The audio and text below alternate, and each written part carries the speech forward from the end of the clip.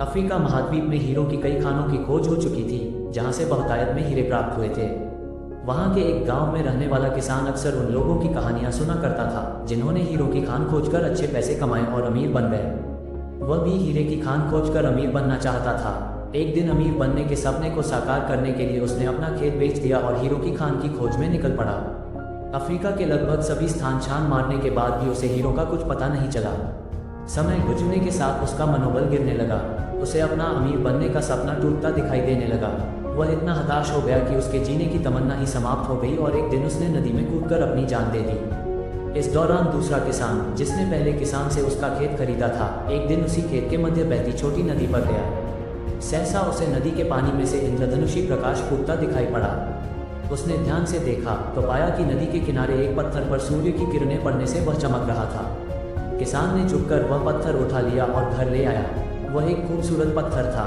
उसने सोचा कि यह सजावट के काम आएगा और उसने उसे घर पर ही सजा लिया। कई दिनों तक वह पत्थर उसके घर पर सजा रहा। एक दिन उसके घर उसका एक मित्र आया। उसने जब वह पत्थर देखा तो हैरान रह गया। उसने किसान से पूछा, मित्र, तुम इस पत्थर की कीमत की जानते हो? किसान ने जवाब दिया, नहीं, मेरे ख्याल से ये हीरा है, शायद अब तक खोजे गए हीरों में सबसे बड़ा हीरा। मित्र बोला। किसान के लिए इस बात पर यकीन करना मुश्किल था। उसने अपने मित्र को बताया कि उसे यह पत्थर अपने खेत की नदी के किनारे मिला है।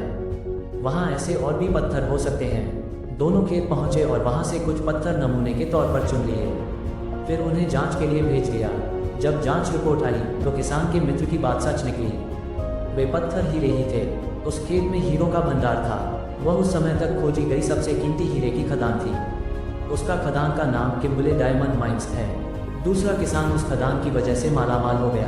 पहला किसान अफ्रीका में दर दर भटका और अंत में जान दे दी, जबकि हीरे की खान उसके अपने खेत में उसके कदमों तले थी। सीख, मित्रों, इस कहानी में हीरे पहले किसान के कदमों तले ही थे, लेकिन वह उन्हें पहचान नहीं पाया और उनकी खोज में भटकता रहा।